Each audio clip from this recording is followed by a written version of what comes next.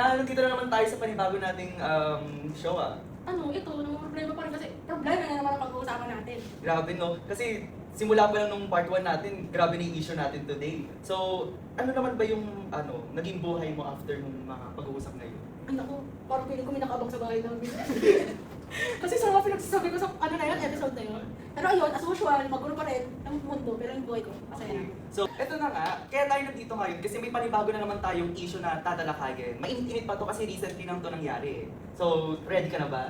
Te, pati yung dugo ko kumukulo na. Go na. Ready na? So, okay, so good day everyone. Welcome back to our podcast, Charot or Lagot! So, this is the part 2 of our societal issues na pag-uusapan natin today. Kasama ang ating mga guests and speakers. So, ngayon, we will examine all of these societal issues through the lens of ethics. So, ang pag-uusapan natin ngayon nga is yung ang super latest na chika ni Madam Cara David. Yung anong title nun? Binasurang Paraiso. O, diba? Sa, title parang nakaka-intrigue. Binasurang Paraiso? Ako na-curious ka agad. So, yung, kasi na yun, umiikot siya sa basura. Basura na naman, lagi na lang.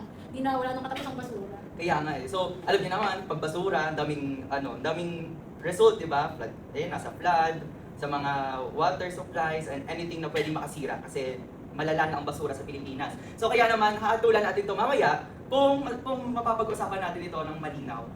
Hahatulan natin sila kung ito ba ay Charot o lagot. So, let's start our discussion. So, ayun nga, bakit ba ito yung pinili nating issue? Kasi nga ate, since napapanahon siya and latest siya, akma na naman siya sa ating government. Alam mo naman, mga politics, di ba? Lagi na lang sila ang nasasabi. Kaya yun yung pinili natin. Kasi hindi lang naman kalikasan yung damay. May mga people din doon, hindi lang normal na people, kundi yung mga indigenous people pa. Sila yung pinaka naapektuhan ng documentary ni Cara David. Okay. So today, our discussion will focus on the ethical issues na presented on this documentary by Cara David. So particularly, yung mga responsibilities ng ating government, or mga LGUs, and anything na pwedeng makahelp doon sa problema na yun o sa mga bagay na pwede silang ma-involve para doon sa mga disasters na pangyayari na yan and sa pag-protect na rin ng common goods. So to support our discussion, to help us to better understand this topic, let's welcome our guest speakers, which is our researchers from the different fields of sciences. Ako nga po pala si Kai Wanjeka. Ako naman po si Angelica Fiel. And ngayon po kasama ko po si Kai at tatalakayin po natin o magkakaroon po tayo ng deeper understanding dun po sa tinalakay na issue sa documentary po ni Miss Cara David. Kai, ano po talaga, anong issue, anong mga background na pwede mong italakay sa kanila, pwede mong share para mas lalo nilang maintindihan kung ano nga ba ito? So honestly, nung una kong narinig yung title, diba, nakalagay, Paraiso, iniisip natin beach, bundok, o somewhere peaceful. Pero kabaliktaran pala, ang Paraiso sa documentary ay isang lugar na napapalibutan ng tambak na basura. Sa documentary, pinakita ni Cara David ang buhay ng mga pamilyang nakatira at naghahanap buhay sa dockside. So marami sa kanila ang waste pickers. Araw-araw silang naghahalongkat ng basura para makahanap ng plastic, bote o bakal na pwede na lang ibenta. Para sa atin, basura lang yun. Pero para sa kanila, yun yung paraan para may makain at mabuhay sila. So dahil sa kakulangan ng trabaho at oportunidad ng mga taong napipilit na mabuhay sa ganitong sitwasyon, ang mas nakakalungkot, maraming bata din ang mga lumalaki sa ganitong environment, exposed sa pollution dahil ng mga tao. Okay, one so thing that overall more on politic issue din kasi to, no? So talagang malala din kung hindi natin kumbaga iingatan yung pag-elect natin sa mga politicians kasi sila rin naman ang may responsibility doon sa issue na yon. So yun nga, dahil sa kahirapan din ng edukasyon, dahil sila yung may kita sa kabundukan, hirap sila makakuha ng edukasyon para malaman kung ano ba talaga yung issue na yun yung ginagawa nila. So, di ba, sabi mo parang maraming tumutol pero nasimulan pa rin kasi di nila alam yung gagawin nila. Kumbaga, nilason yung utak nila kasi Alam na hindi sila nakapag-aral. kaya sinabi nila na ay papagandahin natin to ganito ganyan. Pero, Pero di ba, pero ano pala, kabaliktaran. niloko pala siya. So ngayon naman, pag-uusapan natin kung ano ba, paano siya naging ethical issue. Kanina meron tayong problema, pero ngayon papasok tayo dun sa konseptong ethical. Kung ito ba ay magkakaroon ng tamang proseso o kung sa maling pamamaraan ang kanilang ginawa. Walang gustong magdusa. Kahit anong pamamaraan yan, walang gustong magdusa. Kaya sa Ibinasurang Paraiso naman, nakita natin kung paano naapektuhan ang buhay ng mga Aita nang gawing tambakan ang basura ang kanilang ancestral land. Kayo, may ancestral land ba kayo? Hindi ko alam. Ano? Parang wala, mahirap lang kami. Kung iisipin nyo, kung ito ay bigla na lang kinuhaan, may puno kayo doon ng saging, kinuha yung saging, ay Ay, syempre may kipag-away ako. Okay, mapalagi ko kaya sa ulam ko eh. Katulad din dito sa ating mga sa ating mga indigenous people, lalo na sa ating mga kababayang Aita. Kasi ganun ang ginawa sa kanila. Hindi lang nasira ang kalikasan, kundi pati na rin ang kanilang malinis na supply ng tubig, kabuhayan, at mga araw-araw ng pamumuhay na nilabangwan sa mga Aita. Dito, Sa so, paso una nating masasabi doon ay fairness. Ano bang fairness? Pagkakapantay-pantay ng mga tao. Pag ikaw'y kinuhaan ng karapatan sa inyong pagmamayari, sa tingin niyo ba fair sa inyo? Hindi. Ba't sila kaya sa akin? Pero, Grabe no, kasi parang ang ano nila, ang buhay nila doon, parang ano eh, kanta yun eh, di ba? ano, sige, katayin mo nga. So, syempre tayo bilang isang common people of the Philippines, in may royalty and dignity, hindi tayo papayag na Yes, hindi so, pantay. So tama naman kayo. So bakit ang mga Aita na hindi naman pangunahing sanhi ng problema, sila yung mas sila yung mas nagdusa. Habang may ibang nakikinabang ng mas madaling pagtatapon ng basura, sila naman ang nawawalan ng malinis na kapaligiran at ligtas na tirahan. So pangalawa naman natin pag-usapan ako. Dahil mga may batas para protektahan ang kalikasan, katulad lamang ng Republic Act No. 9003 or tinatawag nating Ecological Solid Waste Management Act of 2000.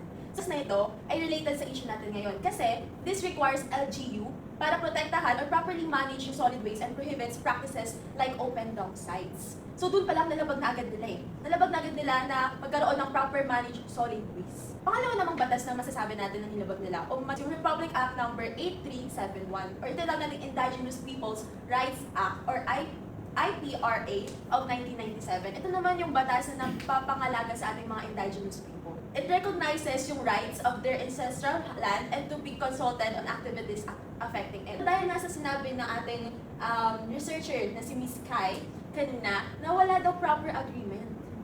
So doon pa lang, walang consultation sa mga activities na nilagay nila or ginawa nila doon sa ancestral hand ng ating mga Aita.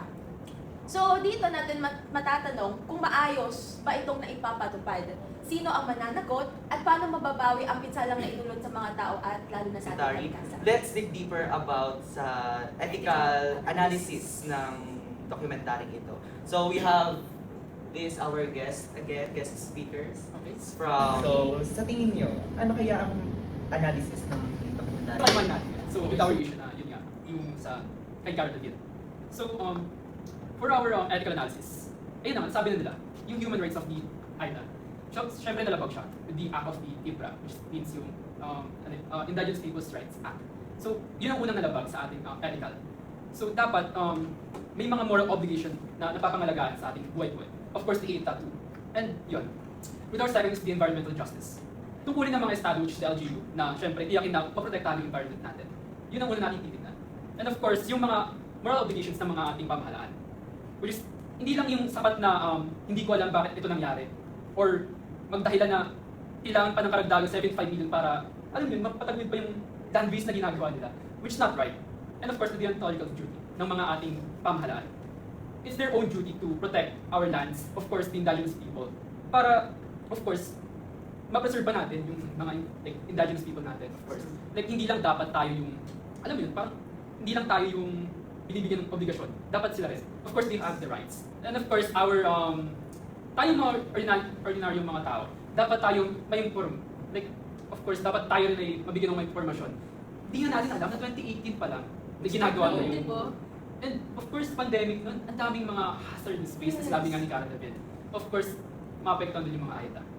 And as a normal people, as someone na syempre nag-live tayo sa digital age, dapat may mga information din tayo nakuha. Hindi lang yung mga LGU na yun na gumagawa ng mga, hindi naman totoo. Like, syempre sinabi din nila, para lang sa kakabutihan ng mga Aita.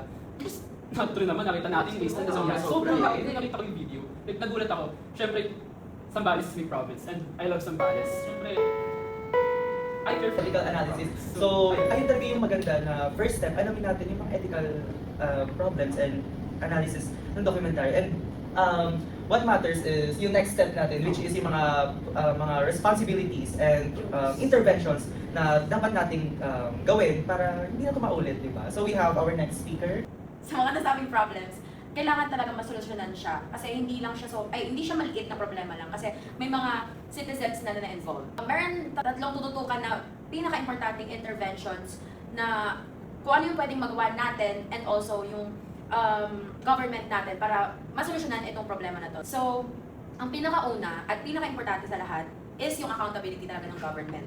Kasi doon talaga makikita kung gaano kung gaano kaayos yung sistema ng Pilipinas sa mga ganong problema. Kasi kahit sobrang laki na ng mga problema na nasusurround sa atin ngayon, padagdag lang siya ng padagdag. And kailangan natin talaga ng accountability.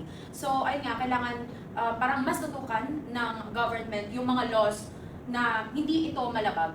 Or, lang yung mga laws. Kasi kaya nga siya naging laws ibig sabihin importante siya.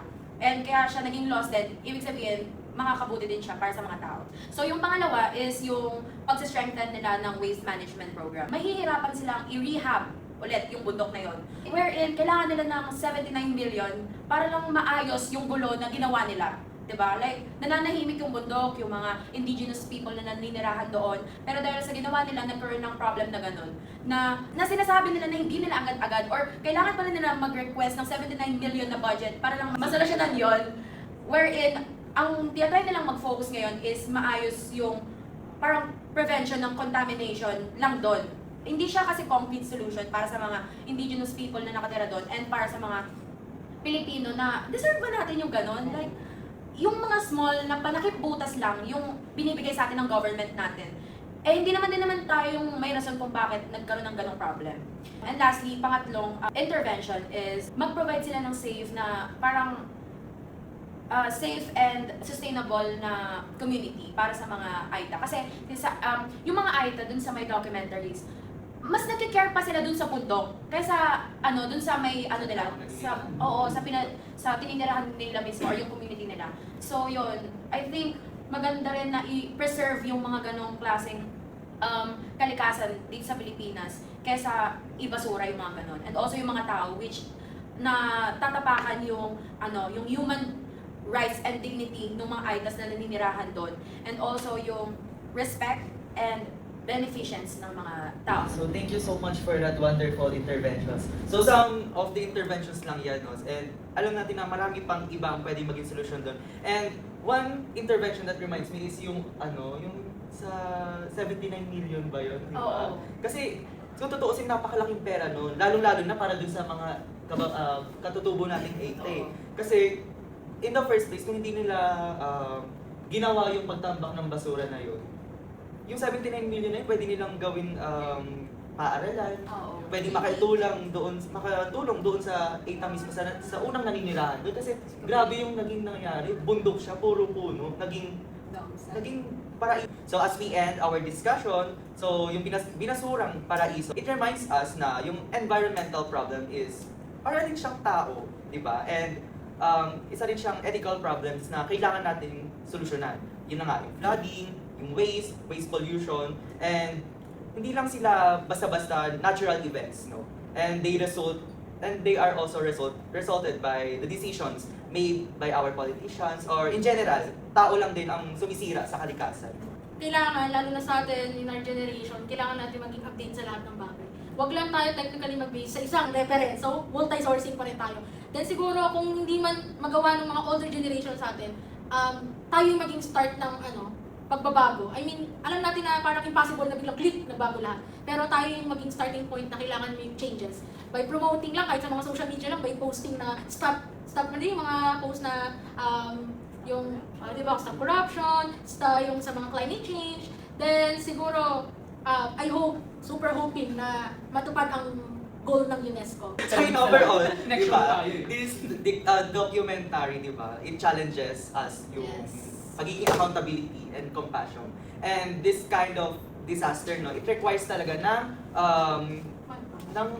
totoong leadership. Hindi siya peke, di ba? Kailangan natin ng honest leadership, and also yun nga, hindi naman kailangan lagi sila yung gumagalaw. And as a citizen, di ba, may responsible din tayo sa mga kalikasan at sa iba't iba pang nangyayari sa mundo as part ng community. So ayun, sa tingin nyo ba, tingin nyo lang hatol dito? Charot o lagot? Lagot yan para sa amin Lagot din yan. Lagot yan. Lagot. Lagot yan! So ayun, di ba? We hope today's discussion encourage everyone to reflect on their role on caring for our environment and promoting ethical governance. Without further ado, bye-bye! Goodbye everyone! Bye! Bye!